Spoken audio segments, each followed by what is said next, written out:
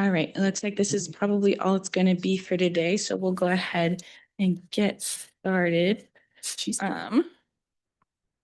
We do actually have policy quorum, so we can go ahead and approve the agenda and the minutes. As you all might have seen in my last email, we will not be going over the bylaws revisions just because that's an important action item that we wanted to make sure every community had a chance to kind of weigh in on. And there were some outstanding questions about that. So we wanted to make sure we went through that as the entire group. So we'll be skipping that agenda item for today and pick that back up in February. Let's see. We have. And we don't have either our chair or our vice chair today, which is fine. I'll just go ahead and run the agenda items. No worries about that. Had to double check. All right. Ooh. All right, so approval of the agenda. Winquist. Second, Crouch. All right. And approval of the minutes. All in favor? You mean agenda? I'm sorry. Yes, minutes. Aye. Aye. Winquist and Crouch.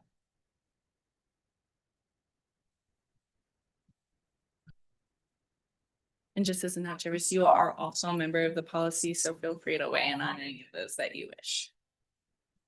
All right, skipping that. All right, so this is our big item for today. It's just discussion, so pretty low key. We'll be going over the applications. We'll be focusing mostly on the TA set aside, and then we'll touch a little bit on the STBG because there are some that were interested in the call for amendments for that. So we'll touch a little bit at the end, but mostly focusing on that TA set aside. Hey, Rachel. So yes. Can you share the slides online, please? Oh, thank you. Yep, no worries.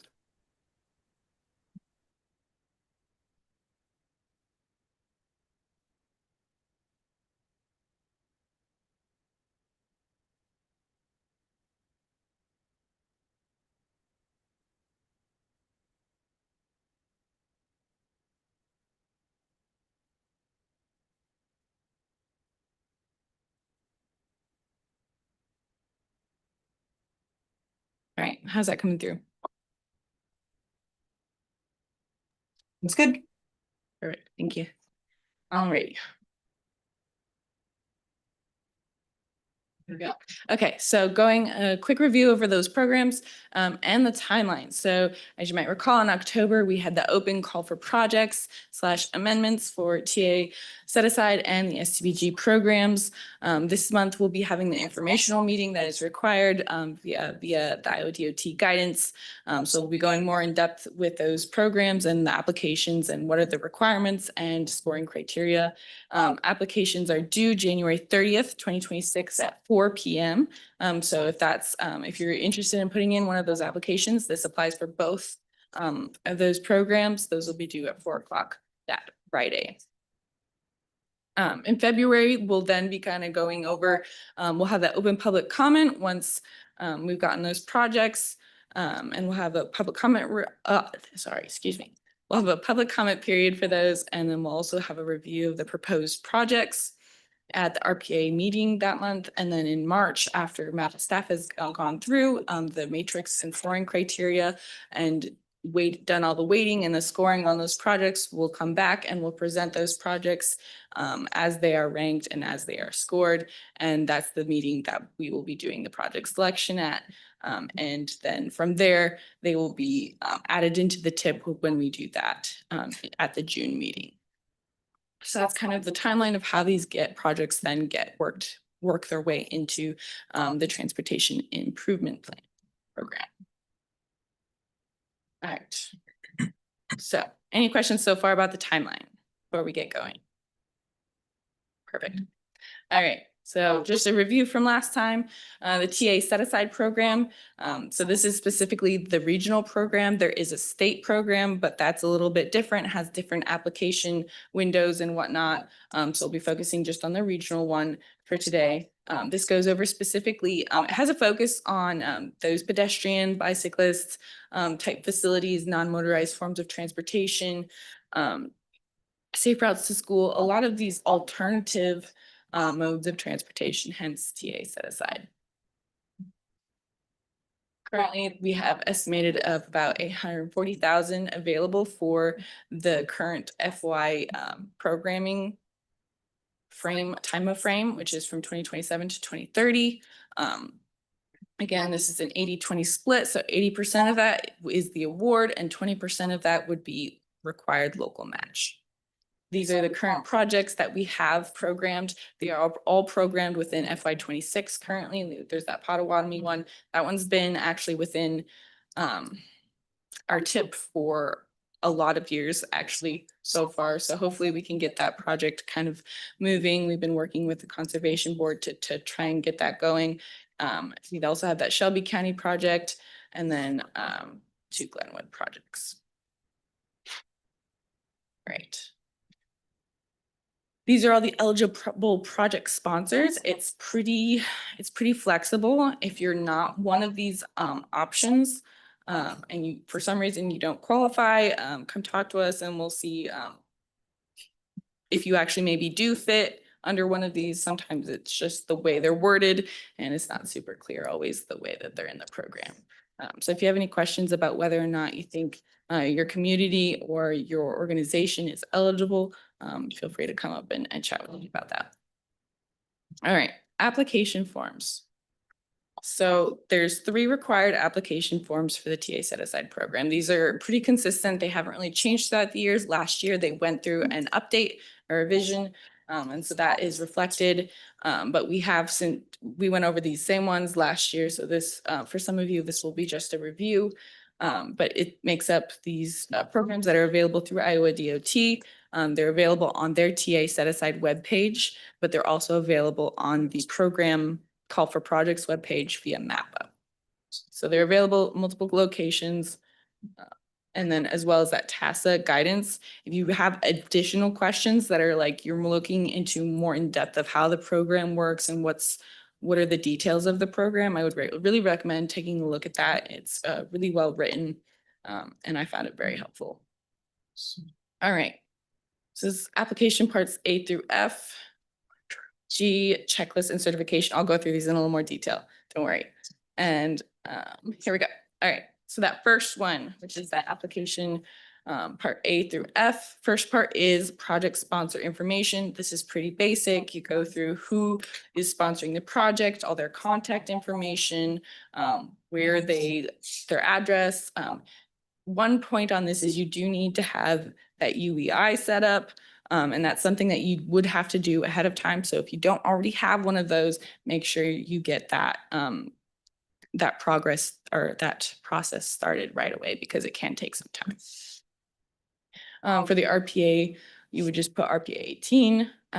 This is the same one that they use for the statewide ones. So it's set up to be used for both the MPOs and the RPAs. So, but just to clarify that.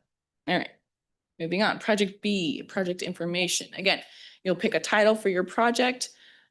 You'll pick a project description and you'll go through and write kind of a short narrative on what the details of what your project is going to be.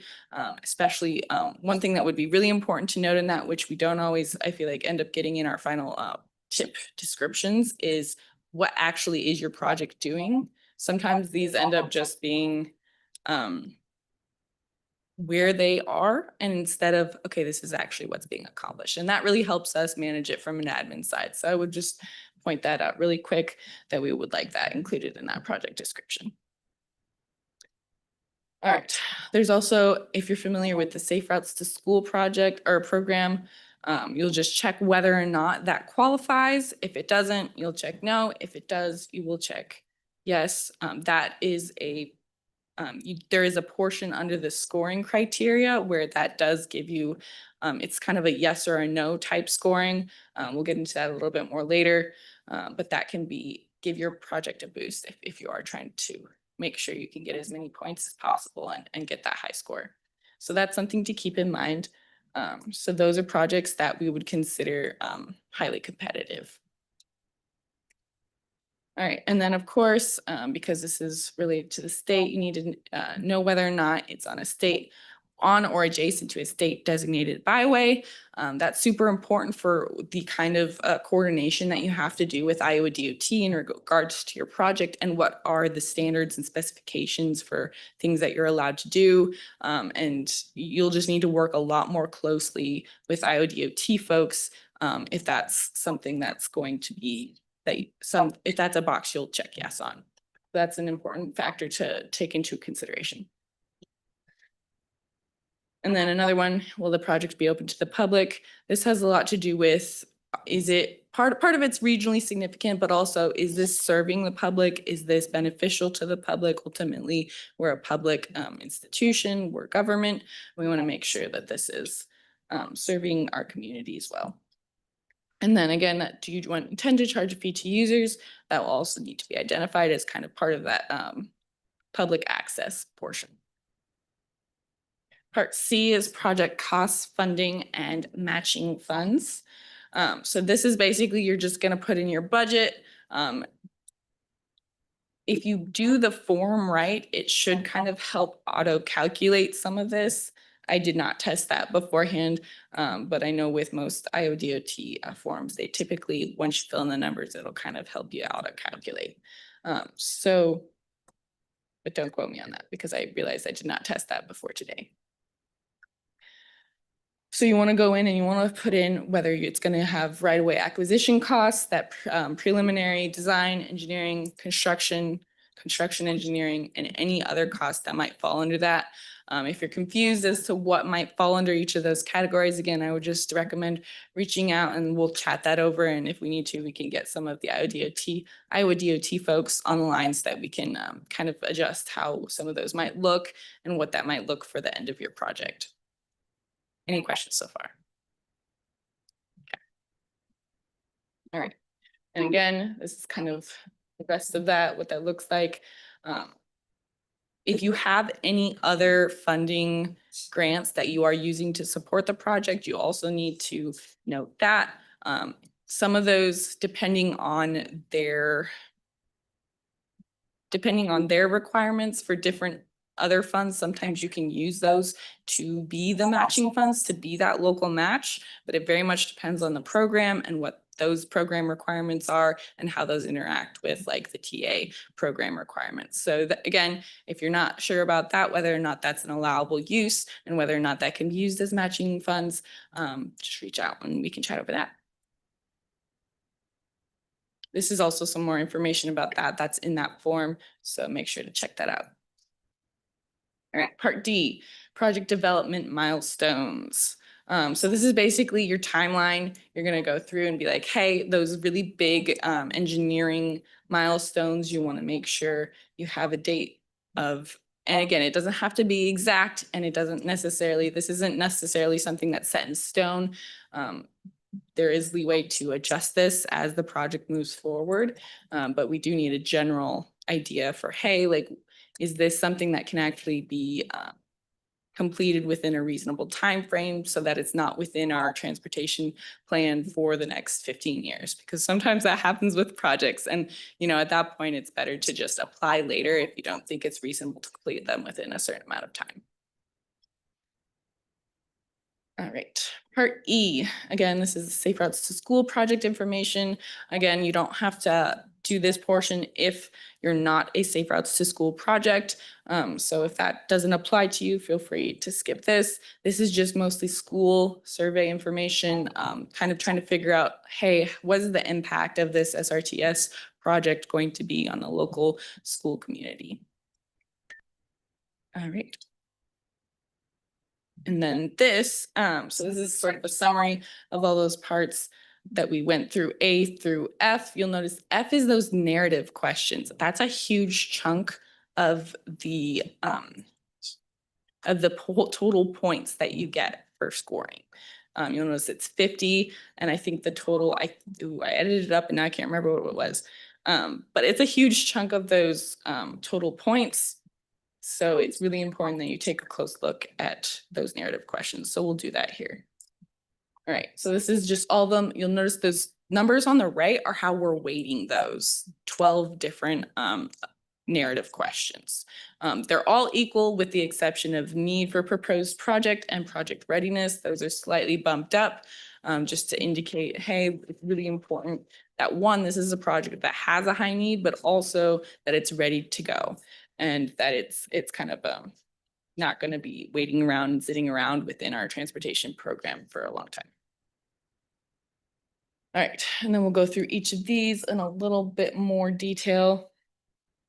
Again, this is so this is part F, description of the project. It's really important that we have a really concise, clear description and only describing you. Sometimes this happens. Sometimes you'll have a big project, right? And you're not necessarily applying for different phases of a project. So if you're applying for phase, say, B of a project, we don't necessarily need to know about A and C within this scope description. So that helps to keep it a little more concise, and it tells us like, hey, this is exactly what you're intending to do with these funds. I think it is important that we do know that about the other phases, but hopefully we're kind of pulled in to the application at that point and we kind of have some context about what's going on with the project.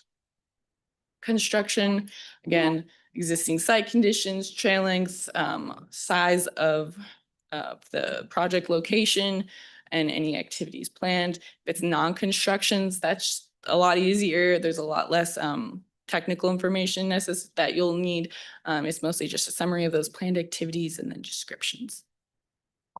And again, if you break those down into those clearly planned phases and connections, that really helps us get a better idea of what you're really trying to accomplish as we're going through and scoring these projects. All right. Impact. So these are some additional questions that kind of, and this is also available within the matrix that's on the MAPA webpage. So you can go through and kind of self-score as you're putting your applications together and be like, hey, does this project actually, is it hitting some of these narrative pieces? And if you're able to answer all of the questions that go with it, you'll be in a lot stronger position.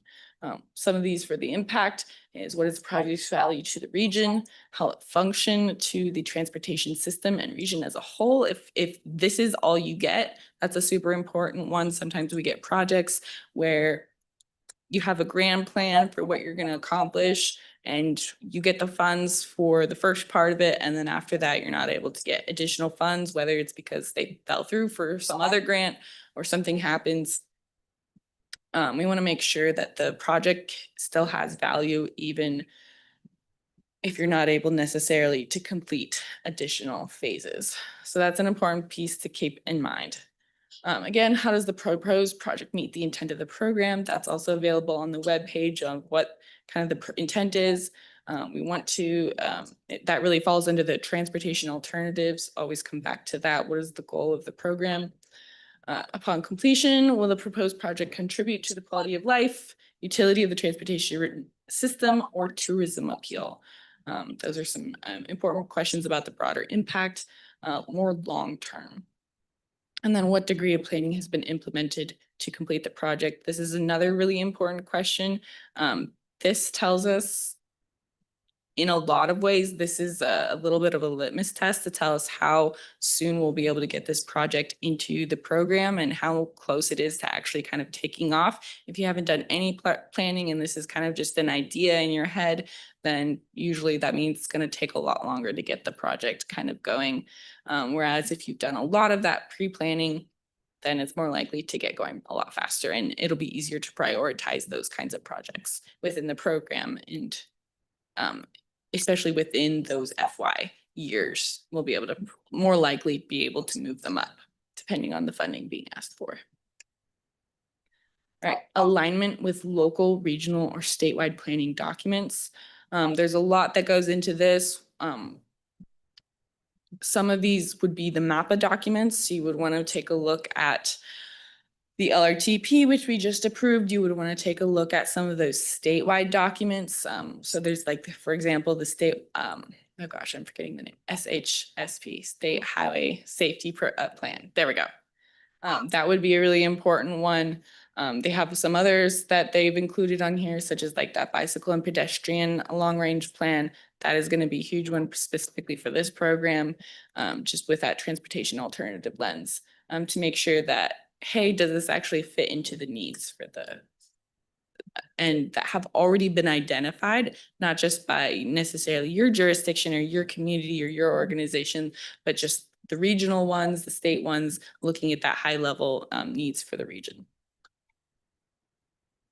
And of course, please provide any links to any documents and if you're trying to reference something, that's really good for us if you can add those page references as well. All right. Federal aid highway project development process understanding and capacity. So this is basically looking at, hey, has your organization done federal aid highway projects before? What was their experience? Did they do, were they disciplined? Were they consistent? Were they easy to work with? Did they know what they were doing? Were they able to follow directions?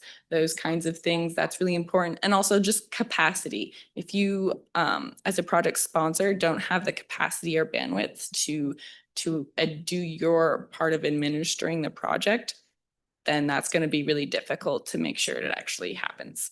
And it actually makes it into the tip as well. So that's another important one.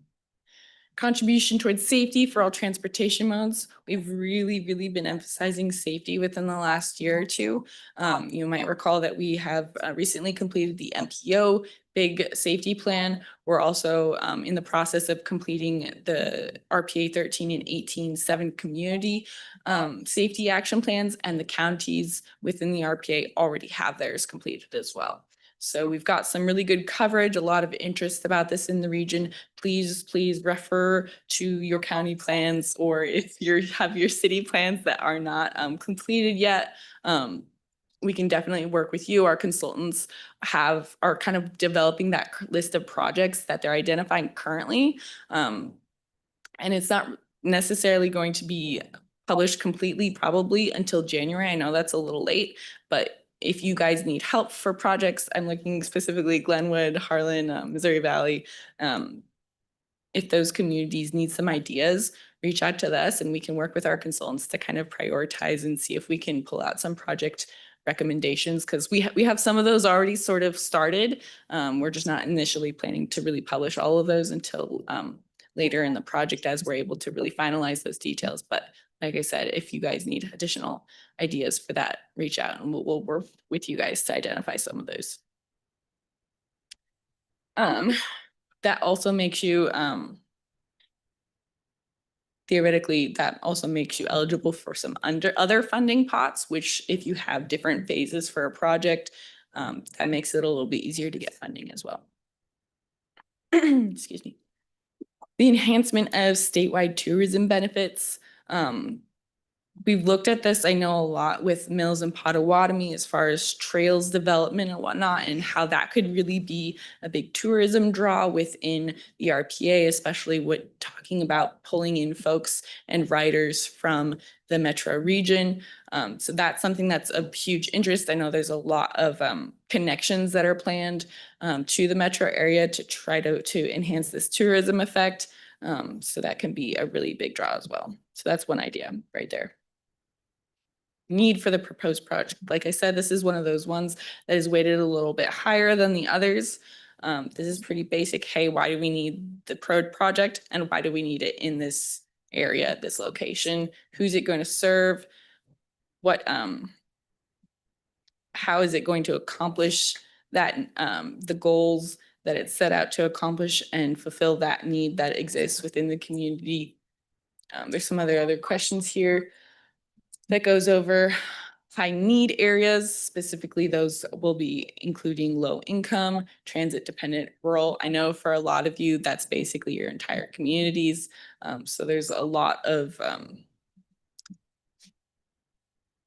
opportunity there and a lot of benefit that could be potential. And then, of course, improve the overall mobility of these areas. We've gotten some interest in regional transit lately. just from the comments we've received on the LRTP and just from community residents as well, especially with those seniors that are aging and or just don't have vehicles or that are handicapped in some way. That's been a really big interest also recently. So I would take a look at any ADA requirements also and make sure those are really, really taken into account when you're developing projects. If you're including sidewalks, you know what, you want to make sure that you include like those curb ramps and other ADA accessible items. And then how have these populations been engaged in the planning for the proposed project?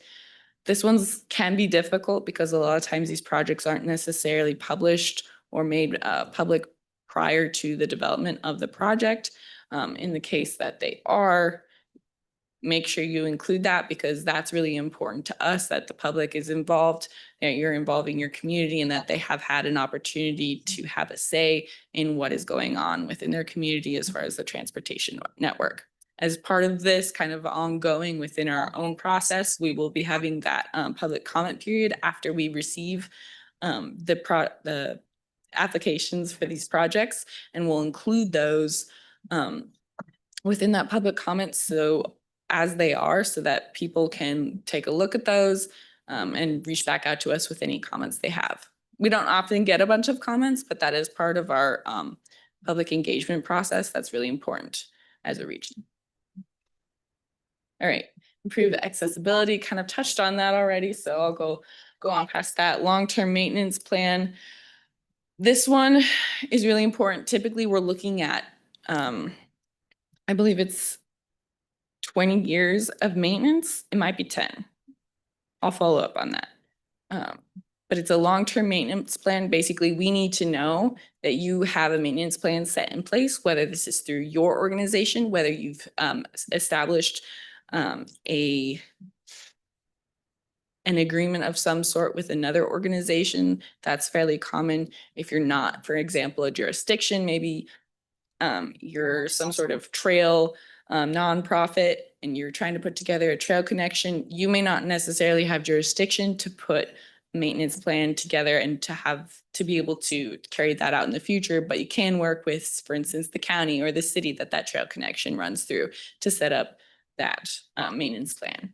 So that's also another important part. We don't want to build a project and then, it's just falling apart within the next 10 years. Project readiness, again, that's another one that's weighted a little bit more. Is it ready for development? Are we able to put shovel to the ground? That includes just describing all those efforts that have already gone into developing the project and any resolution of potential obstacles that might have popped up.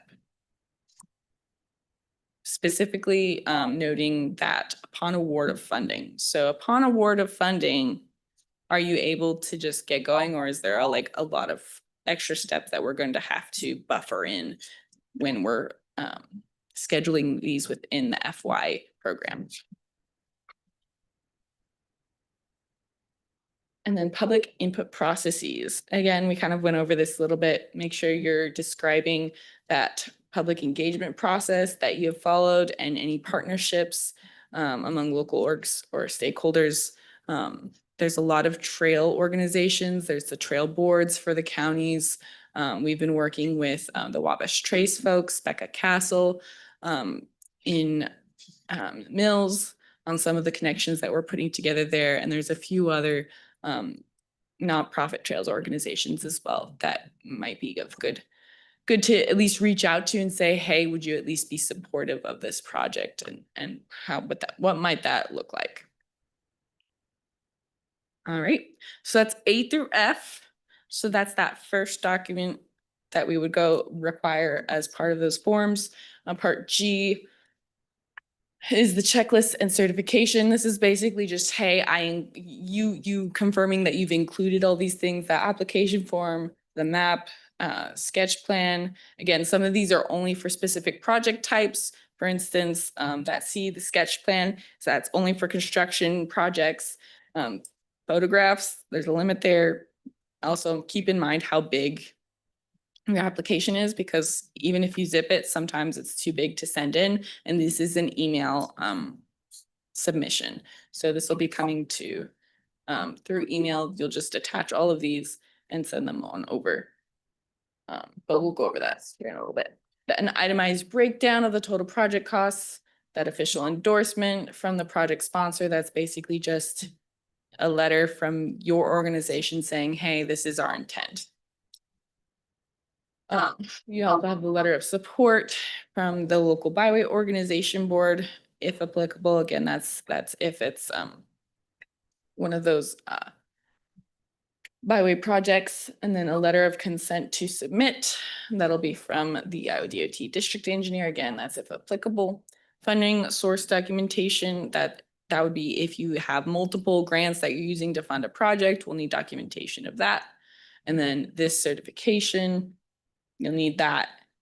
All the check marks checked to include everything.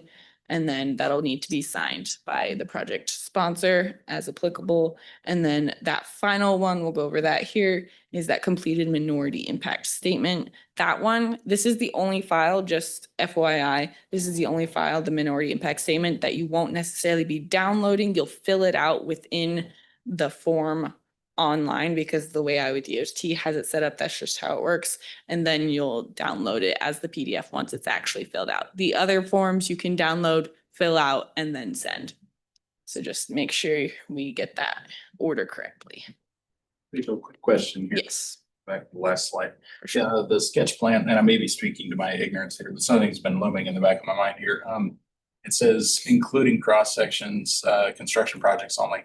So this funding, is this a package not to include anything per se like design or contract administration? This is funding to hit the ground running with the project that you've already had designed.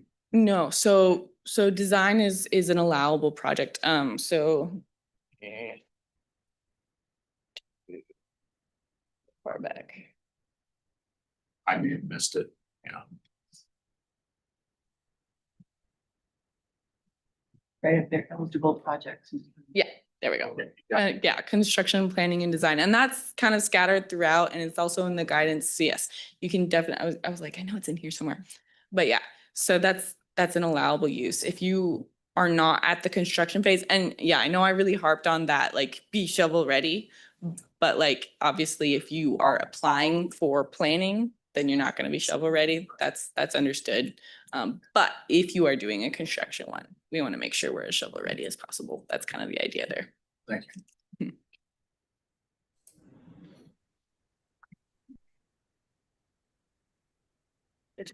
Here we go. Oops. Okay, so this is the minority impact statement. This is pretty low effort. You basically just need to know whether or not the grant is going to have a disproportionate or unique positive impact on minority persons, and you would go and describe that, and then go and checking which of those groups would be impacted, and then going on whether the same thing but just negative. So that's just basically all that is. That's part of an Iowa DOT requirement. So, but it's pretty low effort. I wouldn't say that should take super long as part of the application. And so, like I said, this is the one that you'll fill out within the Iowa DOT on the browser, and then you'll download it once it's filled out. And there's some more information there here at the bottom. All right. So that is the TA set aside application and criteria. Any questions about that? You indicated there's $844,000.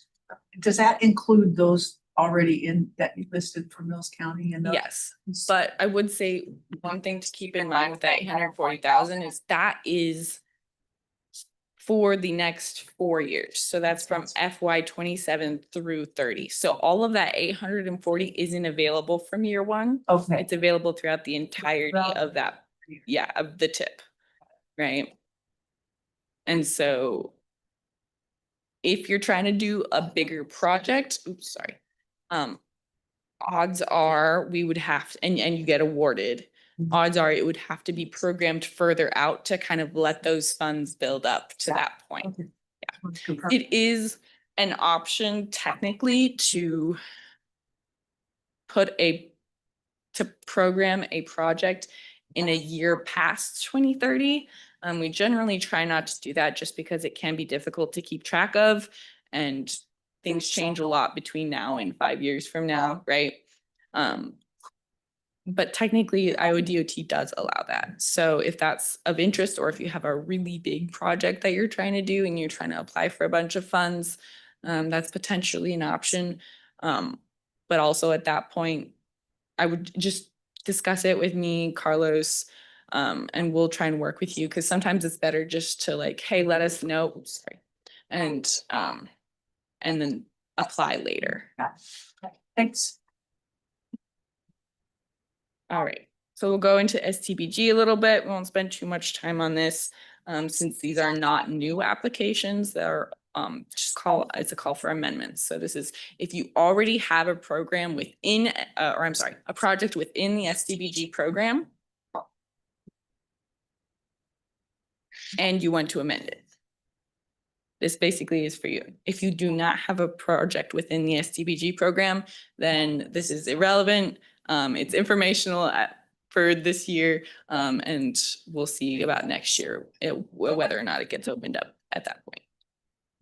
So I won't go too much into the scoring as much, mostly just into how this is different from a normal application. So review on what the program is. So this is, again, this is through Iowa DOT. We get apportioned a certain amount. The goals of the program is to assist public road jurisdictions. We're looking at roads, bridges, transit capital improvements, and other transportation planning activities that might fall under that.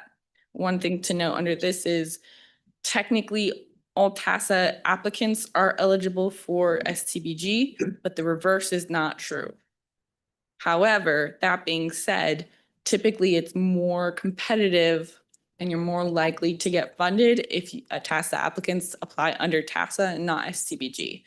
If for some reason, as we're working on the funding program, when we're taking a look at it and we're like, hey, this maybe we have room under STBG for this TASA program, then that gives us the flexibility to move things around a little bit as far as what funding program is funding a project. However, that's just most likely not to happen because STBG covers a lot more things, and because of that, it tends to be a lot more competitive than the TASA. So if you're TASA eligible, it's generally a safe bet to just keep that under TASA. We have about 2,800,000 that'll be available between 27 and 30. There was a request for us to try and work on building up that balance for the larger projects, which is why we're not opening a full call this year. But knowing that we have some projects within our program that are undergoing issues with like inflation, with costs and things like that, and or just changes within scope, things like that, we wanted to make sure we were opening up that call for amendments so that we could adjust those as needed. One thing that is part of that, though, is that it's really difficult from a programming perspective, especially working with Iowa DOT, for us to amend projects that are currently programmed within FY26. So if your project is currently programmed within FY26, it's probably not going to be eligible because it's just really difficult for us to move those projects and adjust the funding. So those generally will not be accepted. I know Harrison and Pottawattamie have some projects that are in FY27. Those are some pretty big projects. So that might be really worth looking into on whether those need any adjustments. Do we have? Yeah, and John's not here today, but I've been working with John on one of his amendments that we're trying to push through, and that's the kind of how we figured out the FY26 problem was that was going to be really difficult to push through. All right. Excuse me. Oh no, I didn't set that up. It's okay.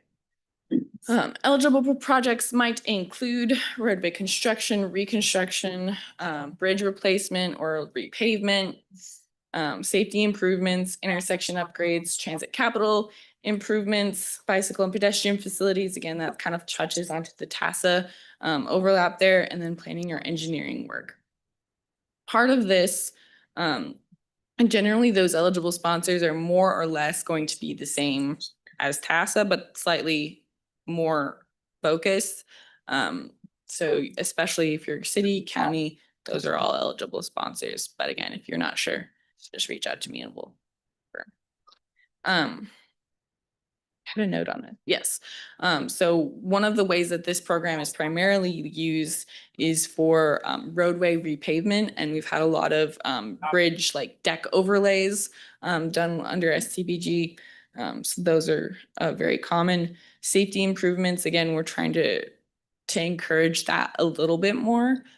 Because while we really want to encourage the maintenance of our current transportation system, we want to make sure that these funds are also being used to kind of actually improve the transportation system and not just maintain it, which has historically kind of been the primary use of the program. So when will you do for new call for projects? And if I'm sorry. this is just for amendments only from 27 to 2030, will you have a call for projects for new projects? Not for this year, but potentially next year. We'll kind of reassess at that point. Okay. Mhm. Yeah, and then that would put us at 28 to 31. Yeah. Okay. So again, that would just push that out. And again, that total number, this 2,800,000, that's from 27 through 30. So that's, again, that's not all available right now. Same concept. We'd have to kind of adjust.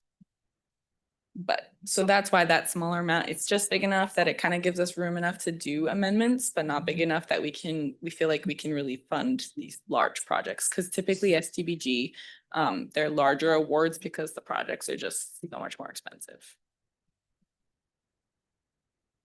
All right. And then we'll just go over quickly. So these are the forms that you will be required to go through that application process. You'll need your original STBG application that was previously approved. You should have gotten a letter with that says, hey, I'm approved. And if you're able to find those, then you should be able to hopefully find your original application. If for some reason you're not able to find that original application, please reach out to MAPA. We probably have that on file somewhere. We want to make sure that that's something that you guys are really familiar with and have looked through. All right, and then amendment requests, the letter or resolution. That'll be just going over what changes you are making, what that amendment is going to include. Some changes fall under what is considered an administrative modification, which there's a few different things for that don't qualify as that. If you're changing the scope of a project, it's pretty much going to be an amendment versus a modification. If you're deleting a project, adding a project, again, those are all amendments, not modifications. But smaller changes, and these typically fall under like if you're changing like a timeline piece, like, oh, hey, I don't think we'll be able to do this milestone when we thought we were going to, like that would generally be considered an administrative modification. Another one might be a funding. If it's more than 2 million or 30% of the total project cost, that's considered an amendment. If it's less than that, often we can do what's called an amendment modification. And that amendment modification basically just means that we can do it internally as staff, and it's not necessarily something that has to be approved by the board itself. Although that's something we definitely would want to be like, hey, just FYI, guys, this was a amendment modification that we're going to probably be putting through. We want to make sure we notify the board of everything that's happening, but that's not one of those ones that has to be approved by the board. So just a note on that. So keep that in mind when putting together those detailed changes and describing what needs to happen and what you're trying to change about the current project you have. And then that if that includes any of those scope termini, oh, that was another one. Termini changes, that also falls under amendments. If you're changing like, hey, it used to go from point A to point B, now it's going to point C, it's an immediate trigger for an amendment as well. If it Yes. On that. Mhm. For updated costs, is there a threshold that you're kind of looking for that they have to be completed? You know, we haven't talked internally with staff about what we're thinking about as far as like a max and what would fall under that. I'll have to get back to you on that. How about that? Is that okay? I'll talk with. It probably follows the DOT standard, I guess. Yes, everything would definitely follow that, but just like internally as far as like what kind of, because we are really like funding constrained, right? If you put in a request and you're like, hey, I want to amend this by like this huge amount, that's probably going to be difficult, right? And again, anything that you submit is ultimately going to have to be approved by the board. As staff, we're just reviewing, scoring, making sure everything's been submitted and put together appropriately in the application, scoring through via the matrix and the criteria, and then bringing it before the board. And again, all of these are projects that have already been previously awarded.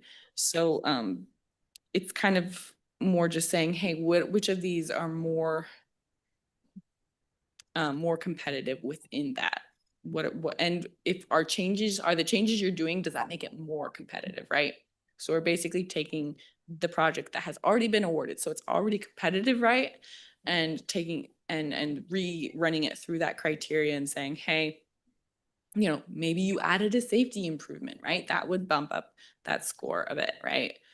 Things like that. So that's something to take into account if you want to be a little bit maybe more competitive and you're trying to actually improve, make some transportation network improvements instead of a lot of what these are, which is currently just a lot of maintenance. So that might Yeah, be and keep in mind. Yeah, go ahead, and Carlos. Rachel, I'm gonna refine the point a little bit.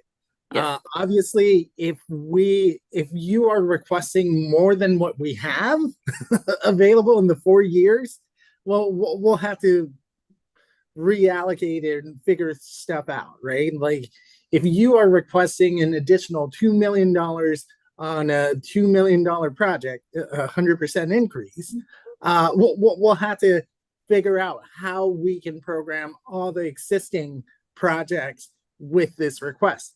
And it might be that this request doesn't go through and you still continue a $2 million project, right? I think part of what we are trying to do is one, we understand there have been project escalations that may have not been foreseen. And so this kind of allows you to kind of adjust for that as you know things have changed. We want to make our tables and our funding available to you as much as possible, right? Again, we're trying to facilitate this on every other year to allow for this adjustment. The reason being is this will follow a process that is open and available to the public. It lets us meet our requirements. And two, it brings the DOT into conformance. In other words, it allows the DOT to know how much we're actually programmed of the SDVG allocation that we have, right? So instead of having a mid-year adjustment or a surprise increase that we have to do on a kind of ad hoc basis, this gives us a little bit more assurance that, hey, we programmed enough money for this project to get complete and we won't have additional delays. That is really what we're trying to accomplish with this. Again, as Rachel said, really trying to meet those thresholds of where an amendment would be necessary, right? Changing the scope, something changed along the way when you were designing or doing this, right? You needed to include or exclude an intersection due to additional difficulties or additional costs to the project.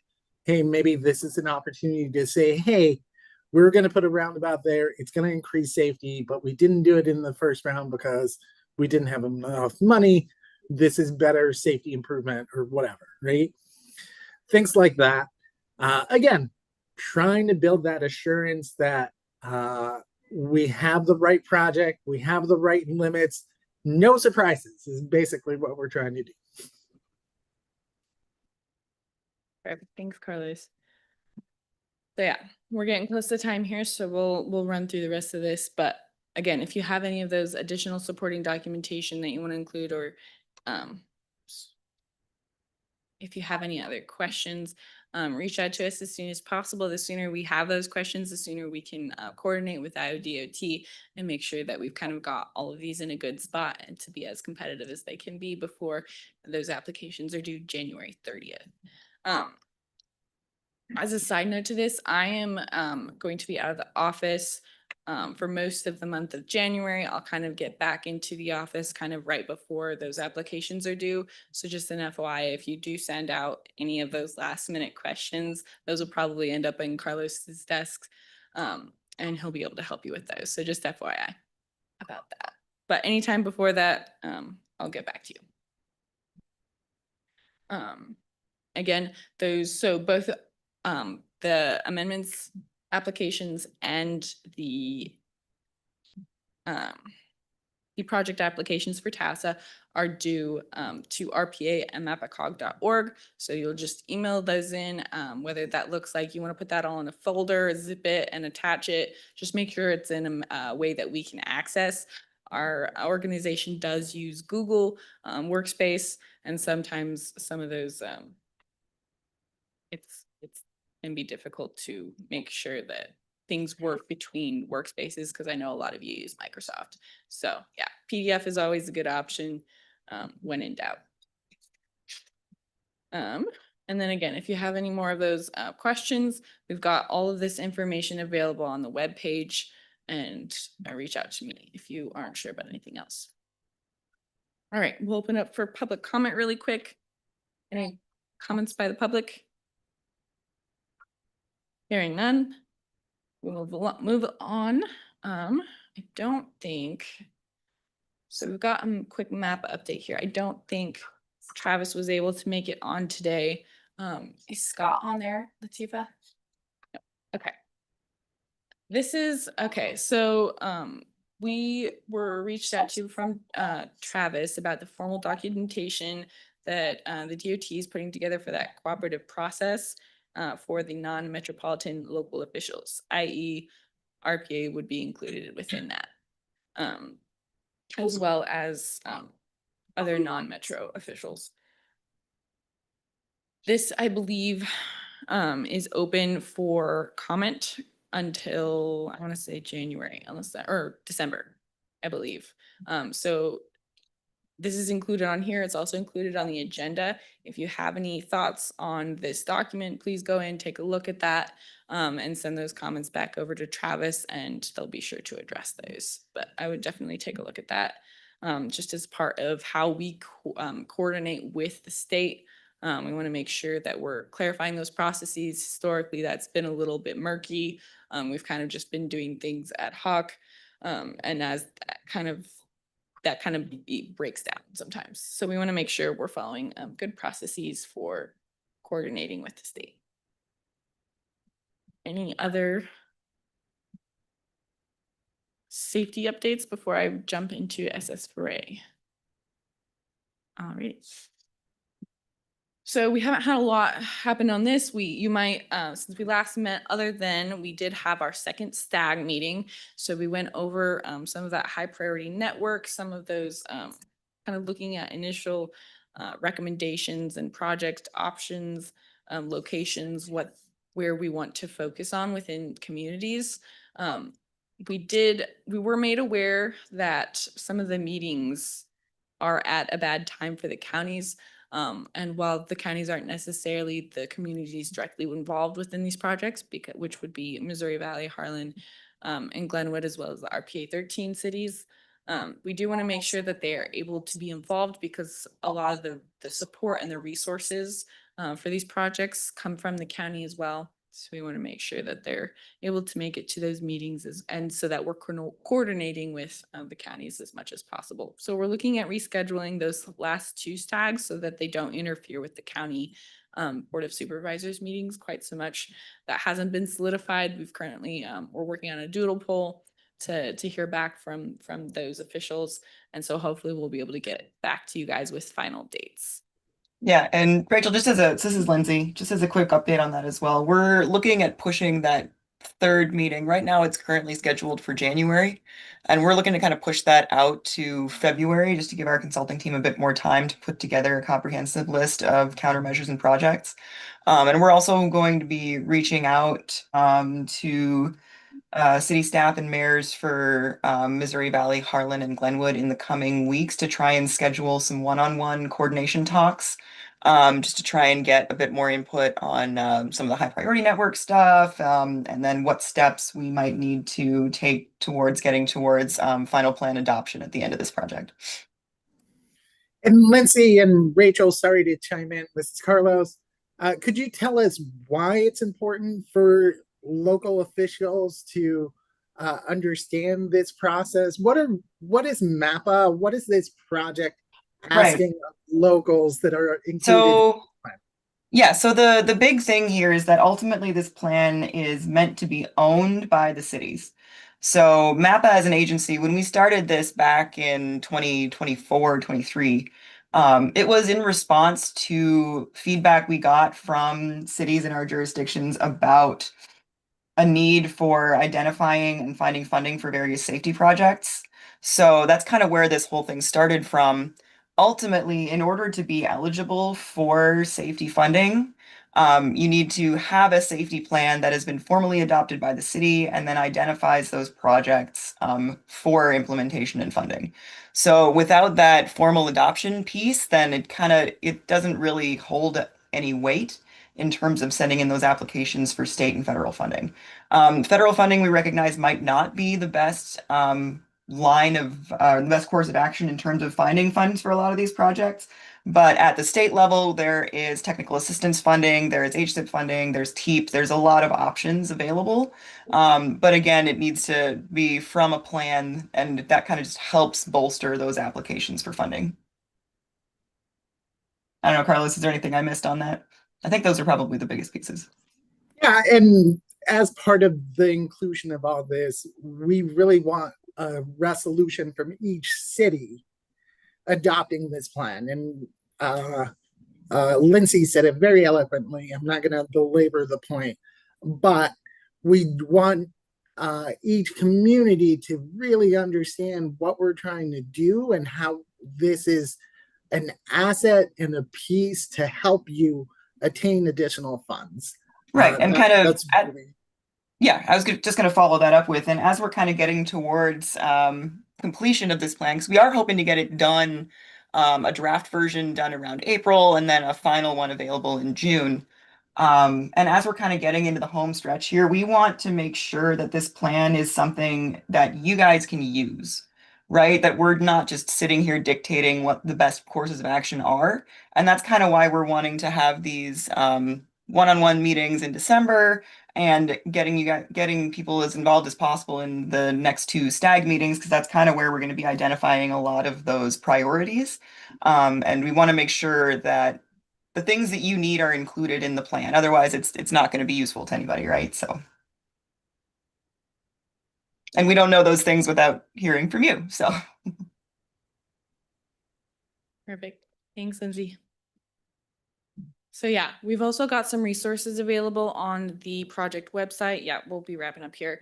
So if you guys have any interest in checking some of those out, please feel free to do so. And as far as what's coming up, as a quick note, those HSIP local applications are due November 15th. That's through the state. So if you're applying for that, make sure you keep that deadline in mind. STAG number 3, again, that's going to be a to be decided when that moves to. And then those applications for TAS and STBG are due January 30th. And then our next meeting, barring any amendments between now and February, will be that February 10th. It will be our next meeting. So we'll take a big break here for the holidays. So tentatively no meeting in December or January. All right. So that'll be it for our meeting today. If there are no other questions, comments, concerns, can I get a motion to adjourn? So moved. Thank you. Thank you. Everybody, you have a great afternoon.